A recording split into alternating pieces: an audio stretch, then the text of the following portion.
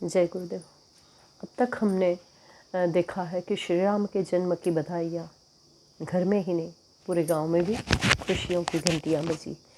मगर श्री राम के जन्म की बधाइयों के साथ साथ कुछ विलक्षण जो परिस्थितियाँ बनी थी उसकी चर्चाएं भी हुई।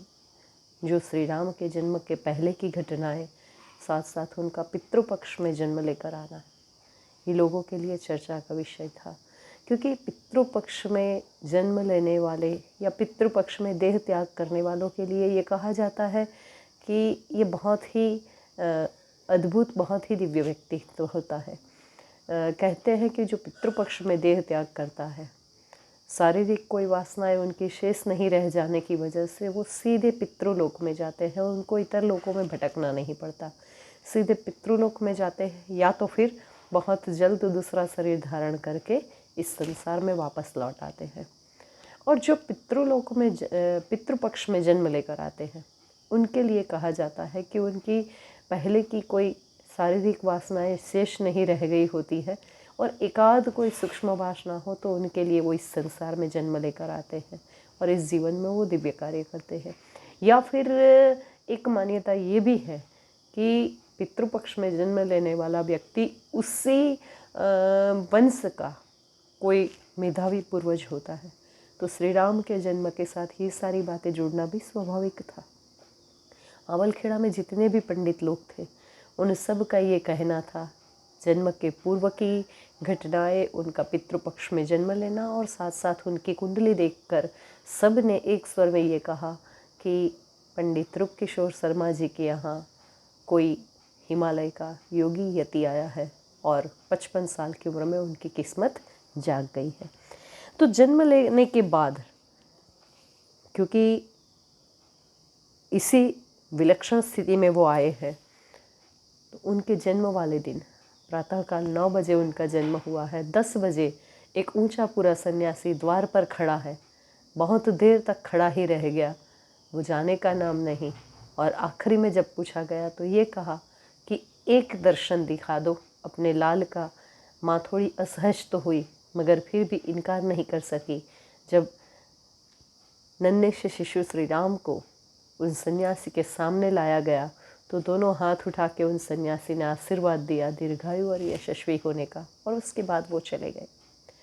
मगर आवलखेड़ा के लिए नई बात ये थी कि इतने छोटे से गांव में कोई इक्का दुक्का साधु ही आता था, उसके बदले श्री राम के जन्म के बाद प्रतिदिन 4-5 साधुओं का आना जारी था। लोग ये जानते हुए, ये साधु सन्यासी लोग ये जानते हुए कि हिमालय की कोई दिव्य आत्मा उनके घर आई है, बाल रूप में आई है, श्री राम के दर्शनों के लिए आ जाते। हवेली के द्वार पर घंटों खड़े रहते और शिशु के रुदन की आवाज़ सुनकर चले जाते। मगर ये सारी बातें ताई जी को बहुत ही असहज करती थी। माँ को डर लगता था कि बच्चा इन साधु सन्यासियों के चक्कर में कहीं छोड़कर ही न चला जाए। माँ ने कहा है, ताई जी ने कहा है कि जिस दिन श्री राम का जन्म हुआ पूरी कोठरी में एक भीनी भीनी खुशबू दिन भर बनी रही, और दूसरे दिन तक के रामायण की धुन में और अलग अलग दिव्य मंत्रों का उच्चारण सुनाई देते रहा।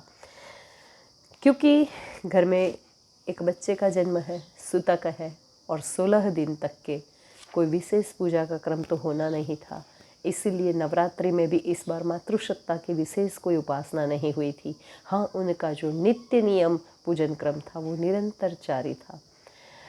आवलखेड़ा में 16वें दिन जब बालक श्री राम का नामकरण संस्कार करने का प्रसंग आया तो कुछ इस तरीके से किया कि 9वीं के दिन, विजयादशमी के दिन उनका नामकरण संस्कार होना था, तो 9वीं के दिन रामचरितमानस का पाठ रखा गया और रामचरितमानस के समापन में यज्ञ और यज्ञ के साथ संस्कार, ये क्रम बना था। सूतक निवारण भी उसी दिन होना था। गांव के लोग मानस पाठ में भी खूब आए और स्वाभाविक है नामकरण संस्कार और यज्ञ पूर्णाहुति में भी सब लोग आए। मगर जो लोग आते थे सब ने देखा हवेली के द्वार पर एक सन्यासी खड़ा है, कुछ नहीं बोलना है, बस चुपचाप टकटकी लगाए देख रहा है। कुछ देर बाद उसमें एक साध्वी भी जुड़ी और दोनों ही द्वार के दोनों साइड खड़े होकर बस देख रहे हैं। आने जाने वाले लोगों को उनसे न कोई बाधा है, न वो किसी को कुछ पूछते हैं। मगर जैसे ही संस्कार का क्रम प्रारंभ हुआ, वो दोनों दहरी लांघ कर अंदर आ गए और माँ की गोद में बालक है उसे टकटकी लगाए देखते रहे, अपलक निहार रहे हैं। माँ का जब ध्यान गया तो उसने आंचल से अपने बच्चे को ढकना चाहा और तब उस सन्यासी बोलते, रहने दो माँ, हमें भी दर्शन कर लेने दो अपने लाल का, पता नहीं फिर ऐसा सौभाग्य हमारा बने या न बने। मगर माँ ने इस बात को अपने बच्चे के लिए मानकर खूब नाराज हुई। सन्यासी का इरादा बच्चे के लिए नहीं था, उसका इशारा अपनी ओर था कि पता नहीं हमें ये मौका फिर मिले ना मिले। मगर माँ ने सोचा कि मेरे बच्चे के लिए ऐसी बात कर रहे हैं और इसलिए माँ खूब नाराज़ हुई, खूब जम के कोसा साधुओं को। और उस समय उनके पिता रूप किशोर शर्मा जी अचानक बोल दिए, रहने दो श्री राम की माँ, इससे बालक का तुम्हारे कोई अशुभ नहीं होगा, उसके लिए मंगल ही होगा। और पिता के मुख से अनायास निकला ये श्री राम नाम ही उनका नाम बन गया। इसी नाम से उनका नामकरण संस्कार हुआ और श्री राम इस तरीके से उनको नाम मिला। किसी और एक दिन भी हवेली के सामने एक वृद्ध सन्यासी के 1.5 घंटे तक खड़े रहने की घटना है। बहुत दान दक्षिणा देने की बात ये वो, मगर जब जाने को तैयार नहीं हुए, उनसे पूछा गया तो एक झलक बस अपने लाल की दिखा दो माँ। और सन्यासी का व्यक्तित्व कुछ ऐसा था कि माता इनकार नहीं कर पाई। उन्होंने अपने लाल को लाके दिखा तो दिया, मगर साथ साथ ये भी कहा कि अब कोई साधु सन्यासी यहाँ ना आया करे, आज के बाद मैं अपने लाला का दर्शन किसी को नहीं कराऊंगी। अपनी पूजा कोठरी में जाके द्वारिकाधीश के सामने माँ खूब रोई, चिंतित थी। जन्म पहले की उन विलक्षण घटनाओं से, इतने साधु सन्यासियों के आने से, उनकी कुंडली में लिखे हिमालय के योगी यति होने के बात से माँ चिंतित थी कि कहीं मेरा लाल मुझे छोड़कर चला ना जाए। खूब रोई द्वारिकाधीश के सामने और जो भी मन में डर था सारी बातें अपने इष्ट के सामने कहते हुए माँ ने शिकायत करी, ये प्रार्थना की कि हे प्रभु, मेरा लाल मुझे छोड़कर कम से कम मेरे जीवन के रहते कहीं ना जाए। शायद उनकी सुनवाई हुई होगी, क्योंकि उसके बाद परिवार में साधु सन्यासियों का आना और सुखद किंतु उन विलक्षण घटनाओं का होना बंद हो गया। 3-4 साल तक के बालक श्री राम बाल सहज लीलाओं को करते गए और उन लीलाओं को देखकर माता पिता खुश होते गए। 2.5 साल की उम्र उनकी होते तक के परिवार में एक बिटिया और आई, नाम रखा किरण देवी। कालांतर में एक बेटी और आई और उसका नाम रखा गया राम देवी। श्री राम का राम, किरण देवी का देवी मिला के, दोनों बेटों का नाम मिला के उनका नाम रखा गया देवी।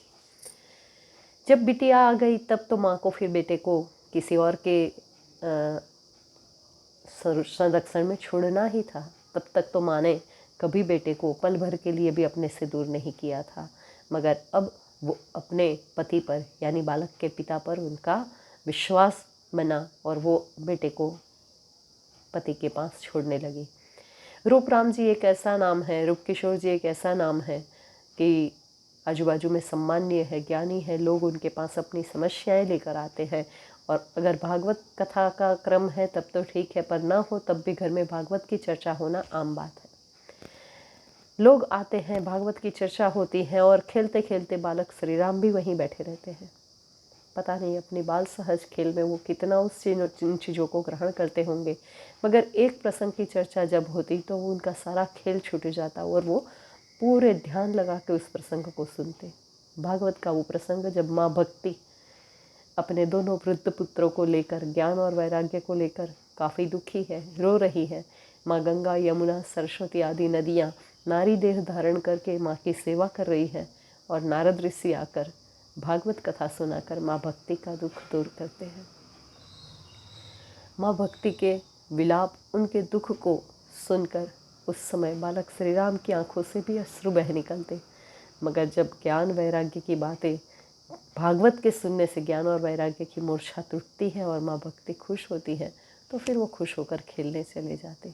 ये इतनी छोटी सी उम्र में भागवत के प्रति उनके रुझान, ज्ञान और भक्ति, वैराग्य के प्रति उनका जो मन में भाव था उसको स्पष्ट करता था।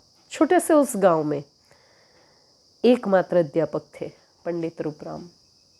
अपने ही घर में वो पाठशाला चलाते थे और आजू बाजू के गांव से कुछ बच्चे वहाँ उनके यहाँ स्थायी निवासी के रूप में रहते थे। गांव के भी बच्चे ऐसे कुछ थे, कुछ उनके यहाँ ही रुकते थे, कुछ घर आना जाना करते थे। श्री राम का घर से आना जाना चालू था।